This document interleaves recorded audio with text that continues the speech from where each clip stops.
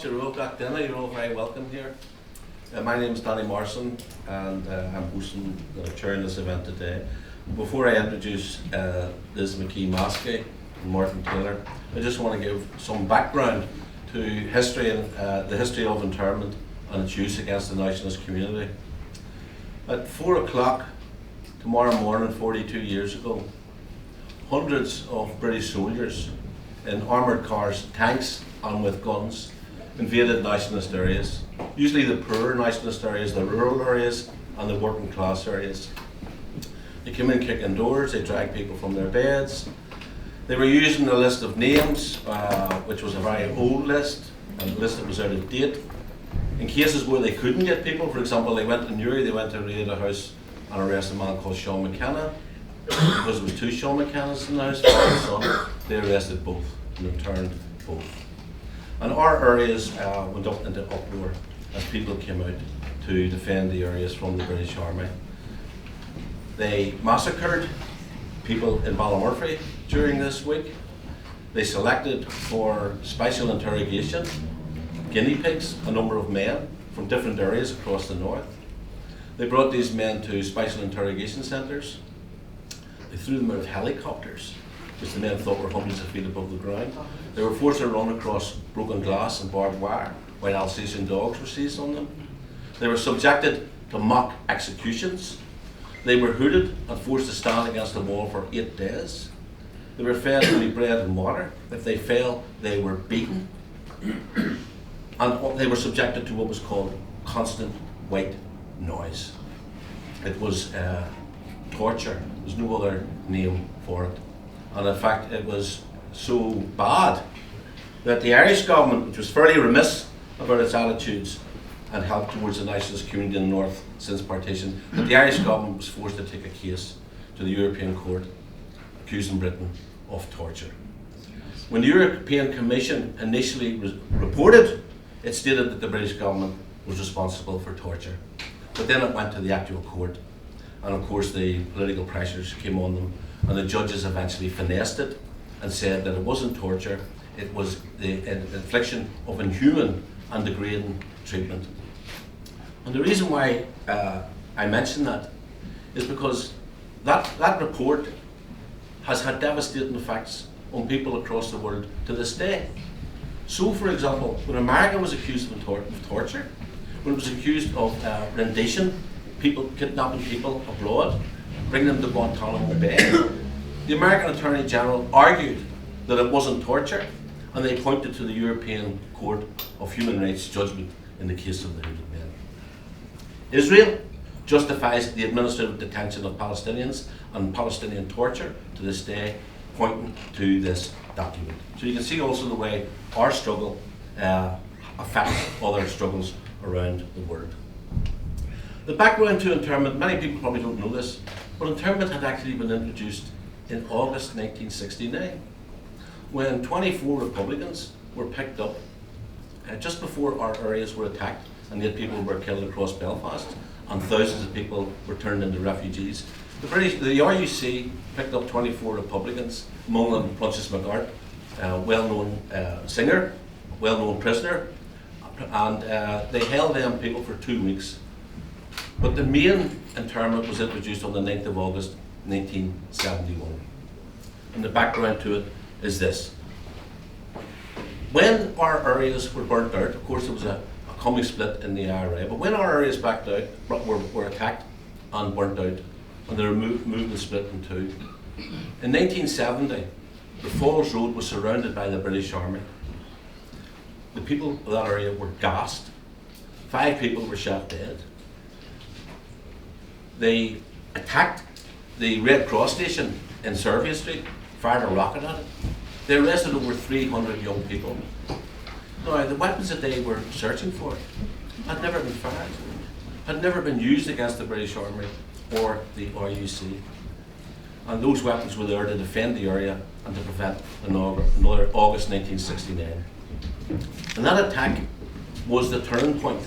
Certainly, it happened in other areas, it happened at different times, depending upon their experience at the hands of the British Army and the RUC. But certainly West Belfast and the curfew was the turning point. And that weekend of July 1970, when the British Army attacked the Falls Road, was the first time the IRA went into town and planted a number of incendiary devices and a number of small bombs against government property.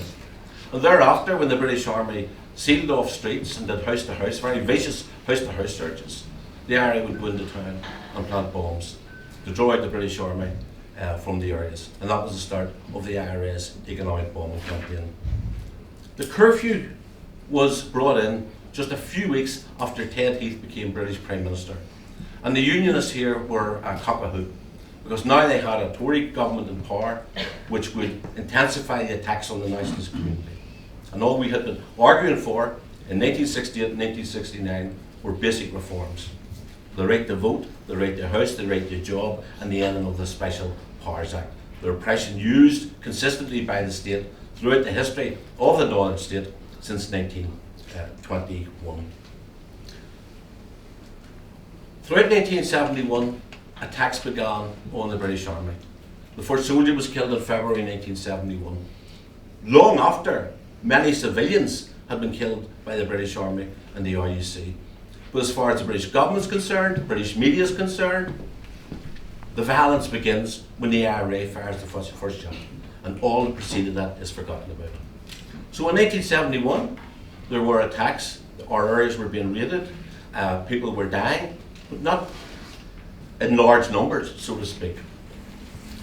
But on the 9th of August 1971, internment was introduced by Brian Faulkner with the support of Ted Heath. When the internment was introduced, Ted Heath decided to take part in the British Admiralty Cup. He was sailing his yacht around the southern coast of Ireland while the people of Ballymurphy were being massacred, while people were being arrested. 300 to 400 people were originally arrested.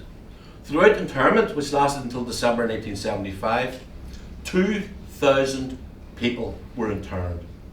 1,900 of them from our community. Through criticism, through exposure, the British government was eventually forced to intern a number of loyalists, 100 in total. But they did not do the same length of time as our people did. So there was 1,900 nationalists interned. The first woman interned was Liz McKee here on my right, who was arrested in Riverdale in December 1972. If you look at what happened on Bloody Sunday, people think I was a civil rights march, but that march was against internment. The aim of the march was to end internment and release the prisoners. And again, 14 people were shot dead there. Now I know there's an old left-wing expression that repression breeds resistance, but repression also works, and that's why governments use it. And although there was a large march the week after Bloody Sunday, there were now no longer large marches in our areas. I mean, even aunts of mine were afraid, and uncles of mine who had been on marches previously were afraid to march after Bloody Sunday. And the people didn't take to the streets again until 1980 and 1981 with the H Block hunger strikers. So we now have internees in Long Quashed. As a result of the war, people are being arrested and charged and are serving time in Crumlin prison. And as a result of the discrepancy between the treatment of sentenced Republican prisoners and Republican prisoners in internment, Republican prisoners in Crumlin Road Jail launched a hunger strike in May 1972. And I think it was on the 37th or 30th day, before anyone had died, the British government introduced special category status, which was political status. And although people still continued to die in jail and prisoners were shot dead and people died of medical neglect in Long Quashed, the introduction of political status led to relative peace in the prisons. And it wasn't until the British government reneged on that in 1976 that once again we had trouble in the prisons. We had people dying on the streets at marches, at demonstrations. We had prison officers getting killed. And that was the hunger strike, and the suffering that preceded that in the H blocks was a result of the British government reneging on a deal in 1972, just as they were to do with many other agreements down the years. So internment has had a profound effect. If you look back, of course, when we were interned.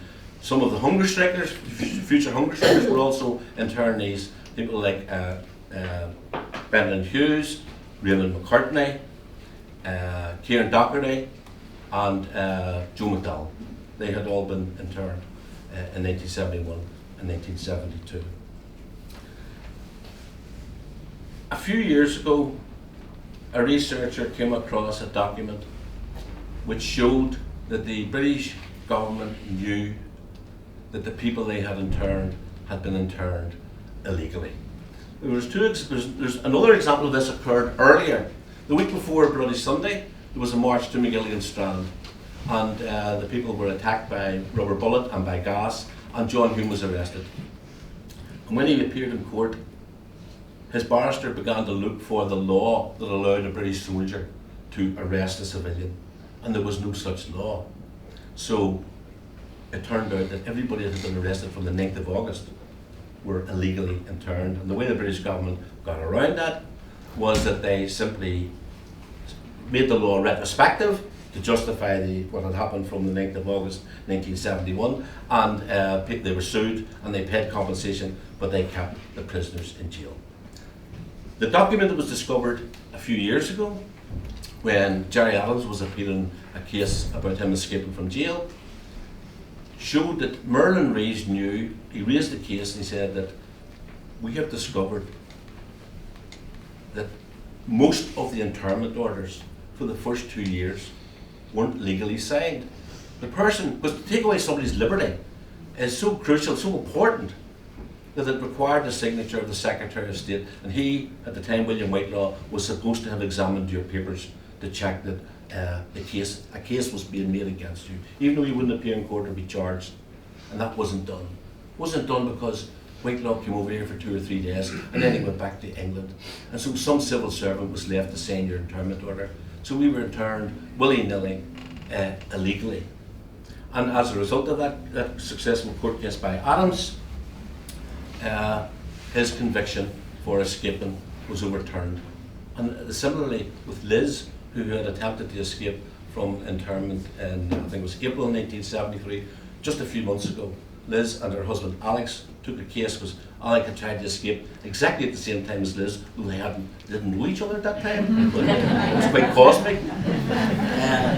They won that case, and the response of the British government to that is to move this legislation through the House of Commons to make legal what was illegal and to deny compensation to those people who were imprisoned illegally. So we're still today dealing with the ramifications of it. And indeed, the date of this festival, Féile and Phobail, was deliberately chosen to coincide with the 9th of August because following internment, every year around the 9th of August, the young people would gather bonfires to commemorate and celebrate the resistance of the community, and often this was an opportunity for British soldiers in the RUC to drive through the bonfires to attack the community. A lot of people lost their lives or were seriously injured during that period. And so we have turned something which was meant to oppress us, meant to defeat us, we have turned that into something victorious, something honourable, and we have charted our way ahead for the freedom of our country. Using all of those things that they try to destroy us with, we have turned them on their head. So thank you for coming along here today to listen to these interviews with Liz and Martin. We'll have a Q&A as we go along. But I'll first open with, I know Martin you were in turn first, but I think I should open with Liz if you don't mind. So Liz, I mean, was there anything particularly in your background or the Republican tradition in your family which drew you to the movement? Nothing particular. I came from a very Catholic family who was Irish, but there was no grandparents or parents who were involved in the Republican movement at any time. So basically it was, for me, it was what was happening on the streets that made me realise that something had to change here.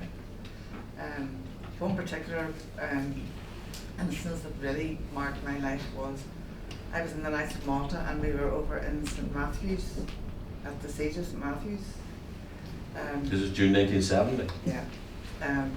So that was a big turning point for me, you know.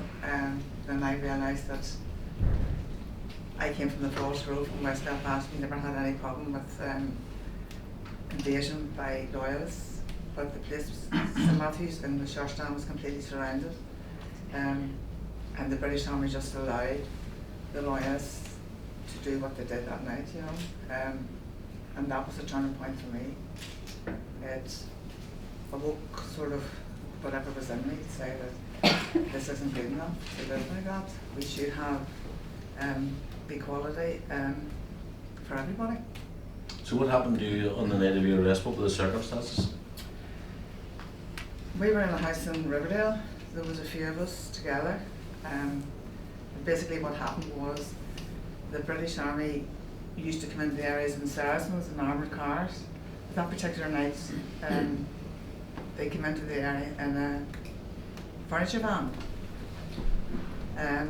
And so there was no warning that there was British soldiers in the area, because usually there would have been what was called scouts, young people who would have out the bin lids or whistled to let people know that the British Army were coming into the area.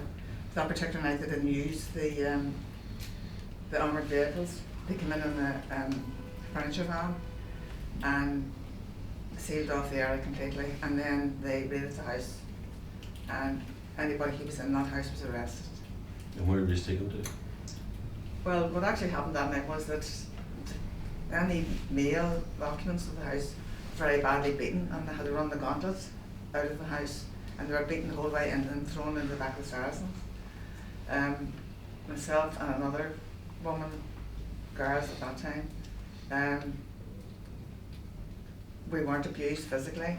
We were taken to Fort Mona and segregated there. They then took us to, they took the men to Castlereagh after battering them stupid, and then they took myself and another girl to Town Hall Street, because at that time there wasn't any facilities in Castlereagh for women, because usually women were, if they were arrested, they were charged with something or caught with something, but at this stage there hadn't been any internment of women. So they kept me in the cells in Town Hall Street, and took me to Castlereagh for the interrogations. How long were you there for? I was there until back and forth from Town Hall Street to Castlereagh for 4 days, I think it was, and then on basically the 31st of December they came in and produced the internment papers. The Honours Town News just started, I think, as a result of internment. The Honours Town Civil Defence Committee set up the Honours Town News, and I was in Cage 2 at the time, and I remember the headline, they referred to you as Elizabeth I. That's right. Elizabeth I was interned by Elizabeth II. All right. So Martin, your background, I mean, you come from a Republican family. You come from Abbey down the front. If you're talking about my family, it's such a mixed family that we are. My father would have been from the Shankill Road, married my mother. When Wilton Street he lived, and my mother lived in Ormore Street, which nearly, you're talking Cooper Street, led right on to Wilton Street. So when they were young, that's how they met there, you know. And there was a girl from Ivy, a girl at the time. She used to deliver notes, you know, from my father to my mother, and you know, like where they would be. Now, I remember I'd done a video one time for a song that I'd done, and it was about my mum and dad's life, and they used to plan to meet down St Mary's in Chapel Lane. Now my father done the whole grotto. He was a plasterer. It was him that done all the grotto work there. But anyway, that was that side of, but yet my mother's sister at that time, years in the 20s, would have been married to an RUC man, Jack O'Keefe. Now, you sure go, and yet my mother's brother, who was a fluent Gaelic speaker and interned, and lived in Ormore Street. and found a member along with J.G. Devlin of the Clue and Ard. And well, that was the background to our family. Now, my mother, I remember I don't probably my brother and sister remember this, she was heart scared of authority. And I think a lot of it was to do with her older sister who was married to this RUC seaman, Jack O'Keefe. And we used to say in the family, this other one was nothing but an RUC groupie, because she used to go with Phil Coulter's father, who was an RUC man. And that was the thing in our family, is she must have been a groupie. She was a battered bitch anyway. My mother seemed to was terrified of her and authoritism, you know, and but it seemed through as time went on, that came out of it, you know, as the campaign went on. Were you, as a child growing up, were you aware of discrimination? Like, were you lived in Ivy there, the Orange men still marched up the Falls Road, the Broadway Presbyterian Church, Exactly. right up until the 60s. So when would you say that you began to take an interest in politics? Not republicanism, but in politics. In politics and republicanism, I've been a member of the Republican movement from I was 14 years of age. And I'll give you one thing about this here. Years ago, when I used to sell the United Irishman, and I used to sell the United Irishman and been rounded up a few times for selling these papers.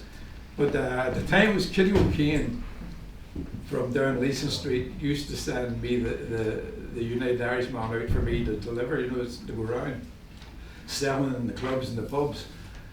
But she'd have sent me letters with the Republicans then would have put the stamp upside down.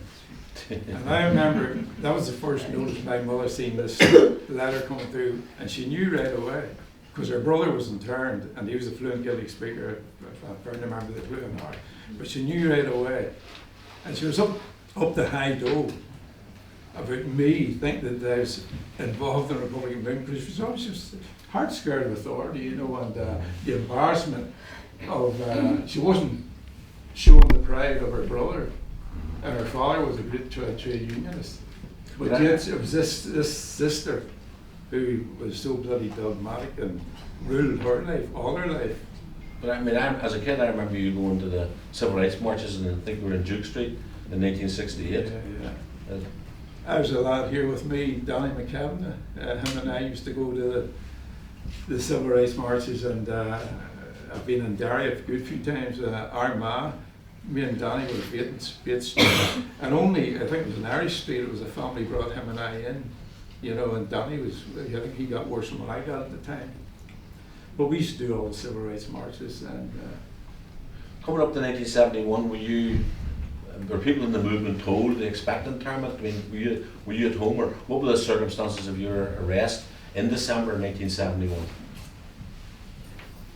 Then everybody within the Republican movement, you were expecting it. There was always talk of it was coming on, and you'd had talk within the areas within Republican circles that you know, you better be in standby tonight, this type of thing, because locals would have had to protect their areas because of the loyalist backlash. There was always a fear. And I lived in Ivy, and there was many a time they were coming from the village trying to get up into Ivy.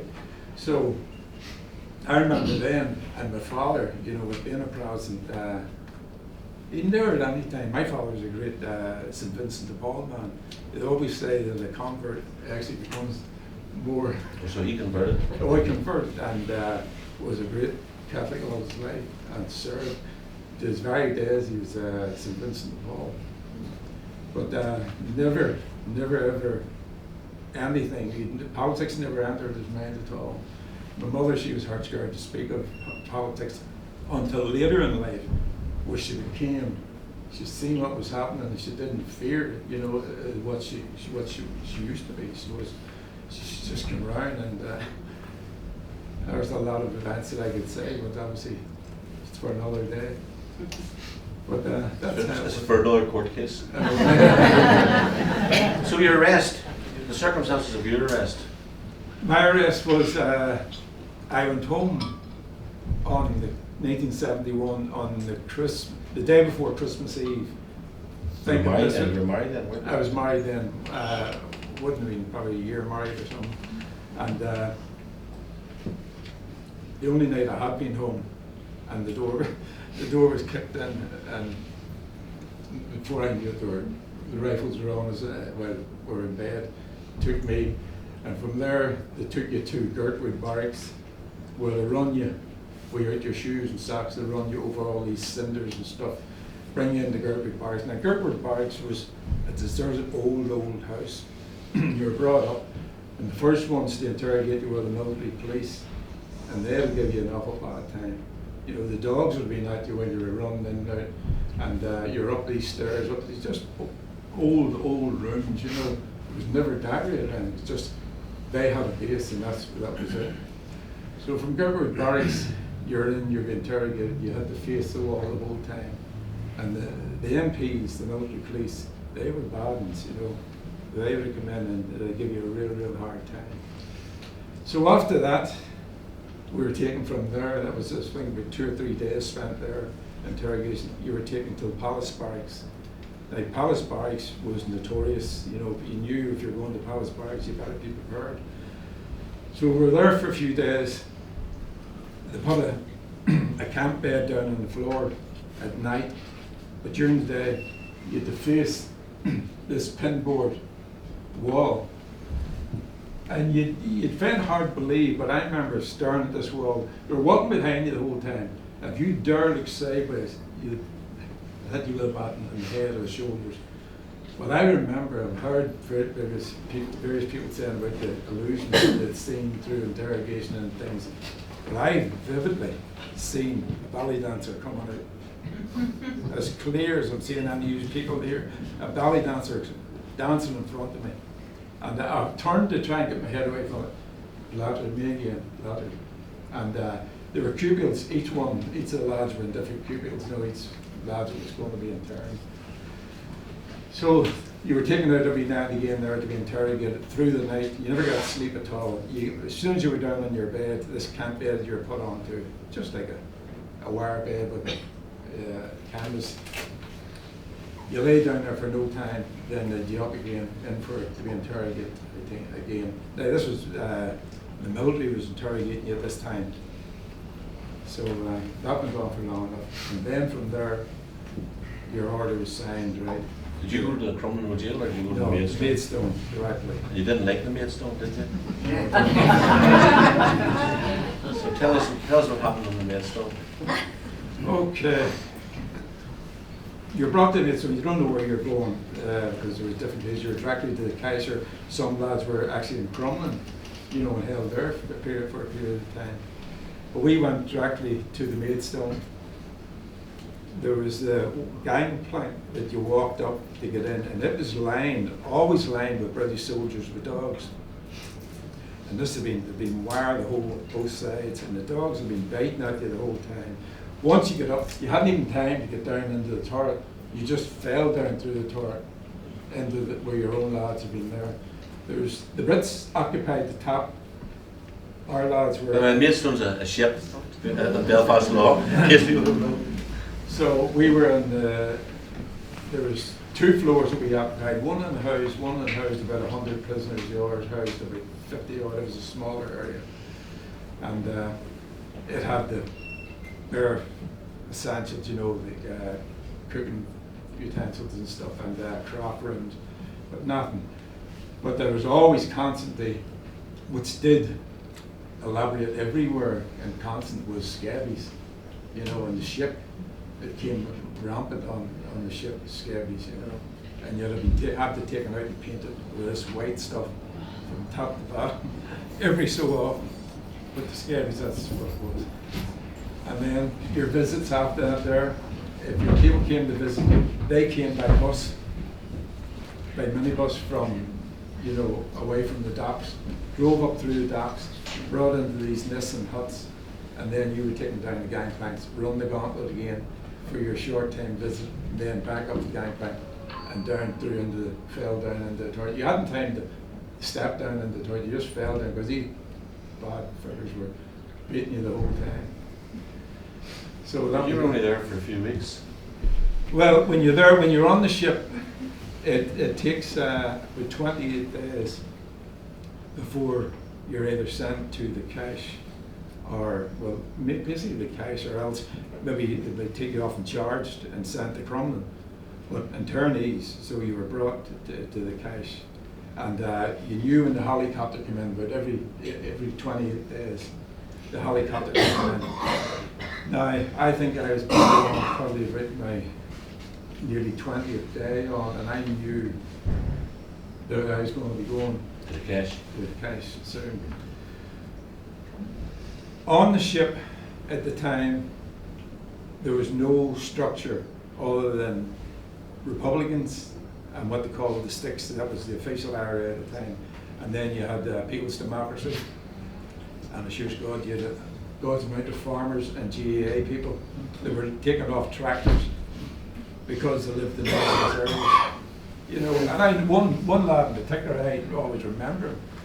He was a nationalist, okay, but he said, I'll always vote Paisley. He says, if I want anything done in my area, he'll do it for me. But he was confused. but he was a nice man, and he was a total innocent man, totally innocent. And but I've seen so many. But that's the way it was. There was no structure as of yet of any one particular group running the ship. So there was myself, Tucker Kane, Tommy Gorman, Peter Rogers, and Jim Bryson and Tommy Tone at that time. And we had worked on for a while saying, right, we have to get off here. And I was anxious because my time was near up. Because Tommy and the rest of the lads came about 3 or 4 days after I was on the ship.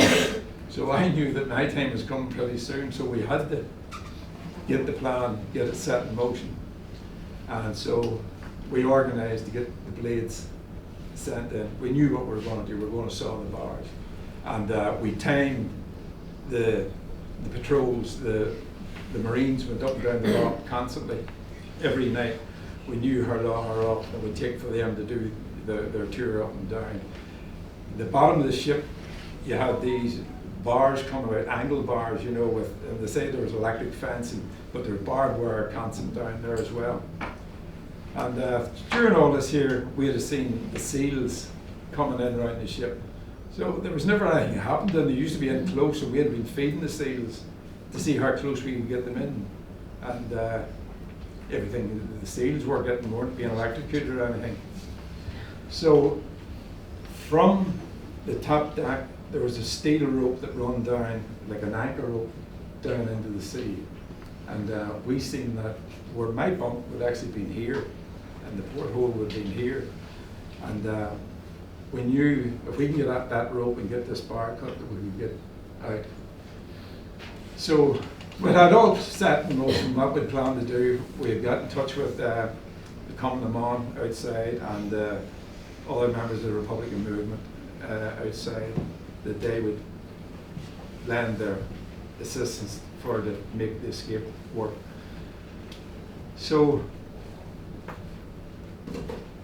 at that, while we talked about how we were going to do it. Of course, by the way, Jim Bryson and Tommy Tolan were from a different area of Belfast. Now, I didn't know Jim or Tommy at that time, but Tucker Kane and Tommy Gorman would have known Jim Bryson and Tommy Tolan. So in their own right, them two lads were determined to escape anyway while we were going in that. So it got to the stage where we combined our efforts that we said, right, the six of us will go. At that, Sean Combry came in to the ship. He was a late arrival. Sean was an active Republican all his life and had been interned prior to this, you know, in the early days. And Sean came to me and he says, is there an escape on? He says, I hear there's an escape on. I says, yeah. He says, can I go, can I go? Now, the whole lead up to this was Sean was in Crumlin before he was transferred to Maidstone. Sean was to go out on an escape that was from Crumlin, along with a guy called Jerry Fox. the Republican movement had arranged an escape for them to go, and whoever else was going to follow, well and good. But it turns out Jerry got out on the escape. Sean didn't get out. He spent more time beating the screws off in the yard. This was in the football ground. And then they were known, the escape was known to them as the 9 crumbling kangaroos. So anyway, Because they went over the wall. Because they went over the wall. Because when Sean came on, it was only fair that I put the lads, that he fought them off while other lads got away. But the escape was actually made for 2 people, but yet accidentally others got away. So the lads agreed, let him on. Sean wouldn't have been a great swimmer, but Sean had the adrenaline and the determination. And so it was agreed, and that's it. It was because the Magnificent Six doesn't sound as good as the No. Magnificent Seven. You too, you had a great idea of cutting your way through the bars. This was, what was it, March 72? 3? March 73. We were in this room called the Association Room, which was a big cell in Armagh, and we were watching the television, and there was a programme on called Cold Hits. And it showed you these British prisoners of war escaping through this small window. So there was myself, Tish Holland, 2 Derry women, Marie McGuire and Cathy Robinson, and another young woman from Andersonstown, Emily Brady. And we all got together and decided that we were all quite small and thin. We might have been tall, but we were thin at that stage anyway. If we could manage through the window that you opened in the cell. So we got the hacksaws in to the jail, sawed the windows, and then we were intending to saw the bars. And probably because the jail is that old, when we took the bottom part of the bar out, the top of it, it just fell out of the cement, so that was easy enough. We then made ropes with wool, plaited it together, and we had sort of, when we were in the exercise yard, we were walking around the exercise yard and we realised that there was a sentry post at the corner, which went right up the wall. But it wasn't staffed or manned by any British soldiers or anything like that.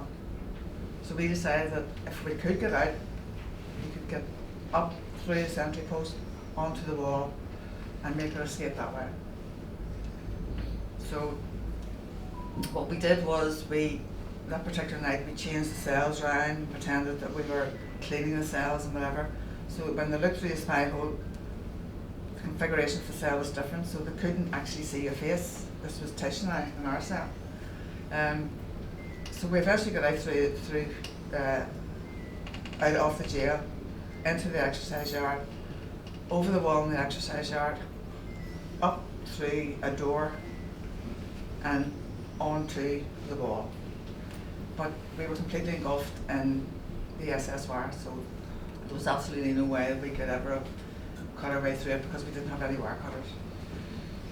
So we were there for quite a few hours actually before they realised that we were missing, that there was something wrong. And eventually the alarms went off and the lights went on and whatever, and they came screaming out and shouting, but they couldn't find us at this stage, they didn't know where we were. And we had to eventually say to them, we're here. Because we weren't getting out. How did you feel about that? Well, it's something you had to do, you know, but at the same time too, it was an attempt, and unfortunately we didn't get out, but we did try. And you got sentenced to 9 months? Yes, we were sentenced to 9 months. Did you then have political status with the sentenced Republican women? Because the problem was that we realised that we were on the ground floor in Armagh jail, and the sentenced prisoners who had status were on the upper floor. So if you were going to get out, it was easier to get out that way. And because we were internees, they didn't really know what to do with us. So they just kept us in the remand wing, which was on the lower ground. But after we were sentenced, we then insisted that we were Republican prisoners and political prisoners, so they then moved us to the the political party. And we were recognised as political parties. Were you, I remember whenever the cache was burnt down in October 74, I'm not sure if you were in prison at the time, but the women took the governor hostage. I wasn't there, but they did do that, yes. If you had been there, would you have taken them hostage? Of course.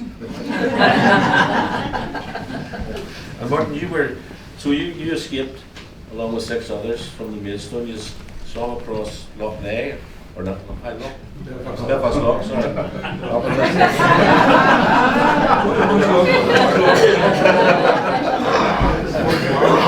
I think I've said that before somewhere else, you know.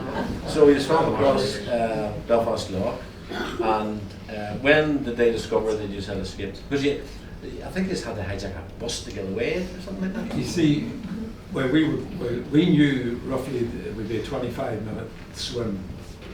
Now, we knew also that... This is the middle of winter. Yeah, in the middle of winter. And it was sleet, it was falling on, which it suited us because the sleet, the British Army had been up here on the ship and up here, knowing the turrets looking over the sea. Now, the UDR patrolled the far side on land. They used to get out, you would have seen them, watch them smoking, but they had headed off after that there. But our team that we had arranged between volunteers and coming them on were to come into the dock area at a certain time to pick us up. We were actually to go into a large lorry and some cars. But turned out the head count went wrong on the ship. And this was all because one of the lads was sitting in the toilet reading a book. And the screws would go around counting and counting and counting and counting. Still one missing. So they must have put us back about 25 minutes. Later we found out that the lads, the crew that were on land had to make their way. They didn't think it was going to happen, so they had to pull out. So at that time, Tommy Gorham, he was the first one to leave and went into the water. Tommy's a character in himself. He said, when I got into the water, he says, these bastards are having me on. He thought nobody else was coming. Tommy's a character, so he ended up, he went on the next thing. I think I was 4th going out, and Tucker was behind me, and Jim, and Peter. Everybody were strong enough swimmers. Sean Conway was weak enough because Sean would have been then, I think Sean would have been about 35 at the time. I was 20, and everybody was concerned with Sean, but I think he got into a bit of trouble because the plans were we were to do the breaststroke, to save any splashes, so we were doing that there, and I think it ended up Sean and somewhere Peter say that eventually ended up to do the dog paddle, to keep afloat. Because as I say, those turrets were up there looking down on you, and they just shot you, if they had spotted you in the water, they just shot you right there.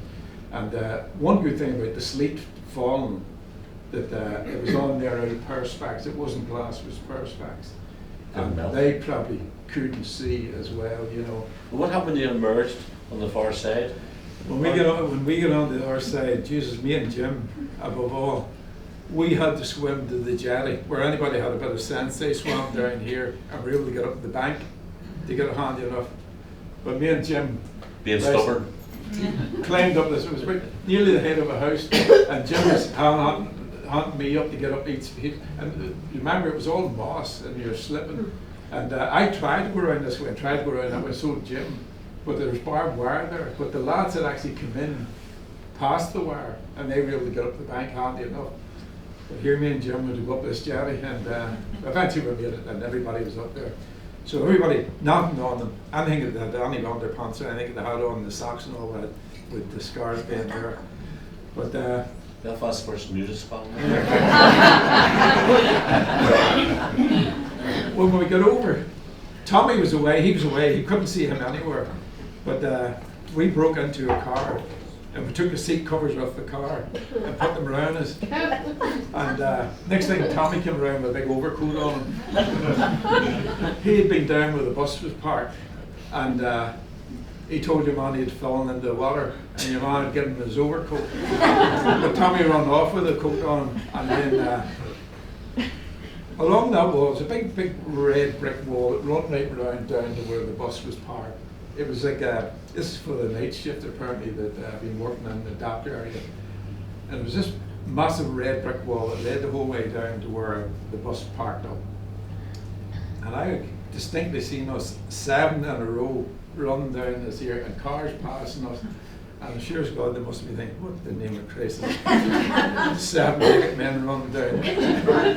So we get down there, and I think it was Tucker tried to get into the bus, and your man, he came out of the office and tried to stop him. So Tucker had him a thump, and then he went around to the back of the bus. Once you pull the back doors of it, the back lid of the bus into the engine, that stops the bus from being able to start. So Peter was a bus driver himself. So Peter eventually got in, turned the ignition on, got into the bus, and you have to wait till the air brakes fill before you can take off. So we're sitting waiting till the brakes, till it built up. So you couldn't move that bus until that was ready. So Peter said, right, we're ready now. So we're all in, and by the time the lads had, Tucker and Tommy Gorman had a bit of a scuffle with these lads, the bus men and security men outside. But we get in, close the doors anyway, and we're lying on the floor one night, and then we're sitting up, and they said, right head off, better head down as quickly as we can. We're heading down, we're seeing the RUC, it's the what do you call it, the customs border, Harbour Police. They have been trying to close the gates on us. Did they know you were escapees? They had got word that we had taken the bus. They didn't know what it was. Officer probably didn't know what it was, but they started closing the gates, and I said to people, if they close it, go through it anyway. He said, do you think I'm going to be stopped? So straight through, they pulled in right behind us and followed us right down. And as we got on down near into the town, the British Army came in behind us, and they started following in behind us. So we went driving through the town, and we're seeing these on our tail. Get into the markets, and for some reason they stopped outside the markets. The RUC or the British Army wouldn't come into the markets. As soon as we get into the markets, we get out of the bus, run to the first bar, the bar, McKenna's I think it was called. What did you have? Somebody's coat. But as soon as we get in there, one of the lads had said, the Irish Republican Army, etc. And we just came off the Maidstone. One lad gave us the keys of the car, his car. The other people were giving his clothes and things. So we were as soon as we were in the markets, it wouldn't have been any more than 5-6 minutes. And Tommy, he drove the bus. Tommy drove the car, which every one of us in it. And I remember going up to Lisburn Road. Tommy says, we're going to pull in for petrol here now. He was joking there, obviously. So I said, get on. But one thing I do remember when I got up, remember we didn't know where we were going this time because we had missed our contacts. The volunteers outside, they had gone home, they didn't know the escape had taken place. Just before we pulled into Riverdale, there was a man, I'll never forget it, there was a man that had been knocked down. And I said, geez, I'm bad here tonight, but there's a man lying there, the sleet falling on him. He was lying on the road and the sleet falling on him. And that's one thing that sticks in my mind, Yeah, of course, some of you, the comrades there were later killed. Tucker was killed in the feud, and Jim Bryce was killed in the Tucker was killed in a car accident. Oh, sorry. No. Tommy Tone. Tommy was killed during the feud. Jim Bryson was killed by the British Army. And then you were arrested again and then interned again. I was arrested for escaping from the Maidstone, 9 months. And then at that time, myself and my brother, Wes, he was an I-wing for possession of explosives. So I was in C-wing, and myself and Jim Bryson, we ended up in there together anyway, and then Tucker came in as well. So we were in there, and then I was moved into, once I was sentenced, into I-wing, and with my brother, Wes, and finished the time there. Once I was released, I was re-arrested again, and interned again. And that was it. Till 75? I was in probably a few years, then released, and then I was picked up again for possession of documents. They raided the house and they got me again and charged me with these offences, and from that, you know, I went down south. And then down south I was caught with a weapon and documents, and You're pretty consistent, aren't you? I put into Portlaoise. So I was in Portlaoise for 2 years for IRA membership and possession of a 38 special. So, But the best thing about it is when I was in America and went to Canada, they put me in jail in Canada and America. And then, what you couldn't believe, they re-charged me again with escaping from the Maidstone in Canada. They held a court case for me escaping from the Maidstone again in Canada. And then they ended up actually they put me back out and sent me back home. No more than yourself. You were arrested in Canada. that's right. That's Yeah, right. I remember it. We'll not talk about that. So, Liz, what effect did the internment have on the community you were living in Anderson now at this stage? Well, in my own family, I had 2 brothers who were interned, 2 older brothers, and my mother was a widow, so there wasn't much money at home. And after my internment, it meant that she visited the prison every day of the week, except for Sunday. But lots of people were in the same boat, and the resistance grew because of internment. People were joining organisations because of internment, because of what was happening in the street, because young people were being arrested, they were being beaten for no reason whatsoever. And I would say that the biggest majority of people who did join any organisation was because of internment and because of how people were being treated on the streets. But I was never accepted back into finish my training. So most people who had a history of internment wouldn't get a job anywhere at all, you know. So in the community, people would have employed you. People who had businesses would have given you a job because they would have known that you wouldn't be employed anywhere else. And then later on, of course, you got married in 1979, was it? 76. And Alex had also been an ex-internee and had also been sentenced for escaping.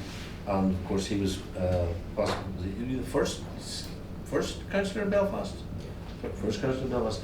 And as a result of that political activity, your family suffered quite a bit. Tell us what happened.